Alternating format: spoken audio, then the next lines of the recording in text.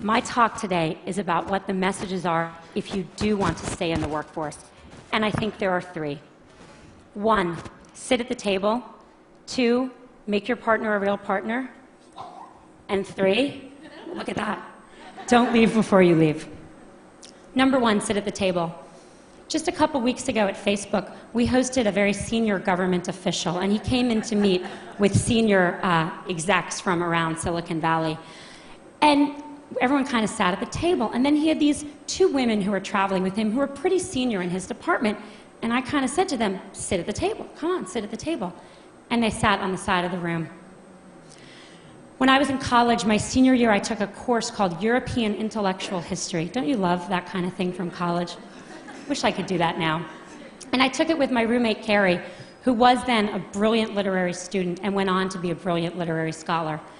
And my brother, smart guy, but a water polo playing pre-med who was a sophomore. The 3 of us take this class together.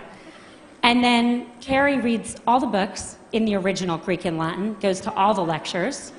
I read all the books in English and go to most of the lectures. My brother is kind of busy. He reads 1 book of 12 and goes to a couple of lectures, marches himself up to our room a couple days before the exam to get himself tutored. The 3 of us go to the exam together, and we sit down, and we study, sit there for 3 hours in our little blue notebooks. Yes, I'm that old. And we walk out, and we look at each other, and we say, how'd you do? And Carrie says, boy, I feel like I didn't really draw out the main point on the Hegelian dialectic. And I say, God, I really wish I had really connected John Locke's theory of property, the philosophers that follow. And my brother says, I got the top grade in the class. You got the top grade in the class? You don't know anything. The problem with these stories is that they show what the data shows. Women systematically underestimate their own abilities. If you test men and women and you ask them questions on totally objective criteria like GPAs, men get it wrong slightly high and women get it wrong slightly low. Women do not negotiate for themselves in the workforce. A study in the last 2 years of people entering the workforce out of college showed that 57% of boys entering, or men, I guess, are negotiating their first salary, and only 7% of women. And most importantly, men attribute their success to themselves and women attribute it to other external factors. If you ask men why they did a good job, they'll say, I'm awesome. If you ask, obviously, why are you even asking? If you ask women why they did a good job, what they'll say is someone helped them, they got lucky, they worked really hard. Why does this matter?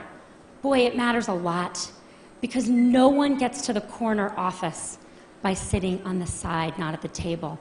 And no one gets the promotion if they don't think they deserve their success or they don't even understand their own success. I wish the answer were easy. I wish I could just go tell all the young women I work for, all these fabulous women, believe in yourself, negotiate for yourself, own your own success. I wish I could tell that to my daughter. But it's not that simple, because what the data shows above all else is one thing, which is that success and likability are positively correlated for men and negatively correlated for women. And everyone's nodding because we all know this to be true. There's a really good study that shows this really well. There's a famous Harvard Business School study on a woman named Heidi Roizen, and she's an operator in a in a company in Silicon Valley, and she uses her contacts to become a very successful venture capitalist. In 2002, not so long ago, a professor who was then at Columbia University took that case and made it Heidi Roizen. And he gave that case out, both of them, to 2 groups of students.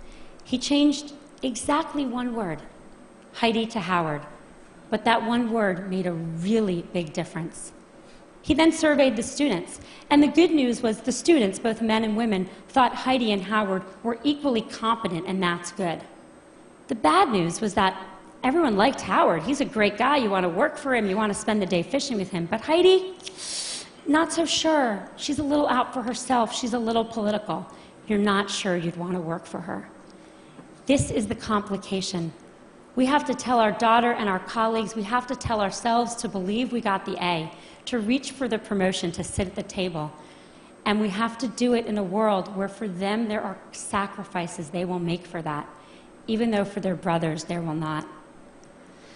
The saddest thing about all of this is that it's really hard to remember this, and I'm about to tell a story which is truly embarrassing for me, but I think important. I gave this talk at Facebook not so long ago to about 100 employees. And a couple hours later, there was a young woman who works there sitting kind of outside my little desk, and she wanted to talk to me. And I said, okay, and she sat down and we talked, and she said, I learned something today. I learned that I need to keep my hand up. I said, what do you mean? She said, well, you're giving this talk, and then you said you're going to take 2 more questions, and I had my hand up with lots of other people, and then you took 2 more questions, and I put my hand down, and I noticed all the women put their hand down, and then you took more questions. Only from the men. And I thought to myself, wow, if it's me, who cares about this, obviously, giving this talk, during this talk, I can't even notice that the men's hands are still raised and the women's hands are still raised. How good are we as managers of our companies and our organizations at seeing that the men are reaching for opportunities more than women? We've got to get women to sit at the table.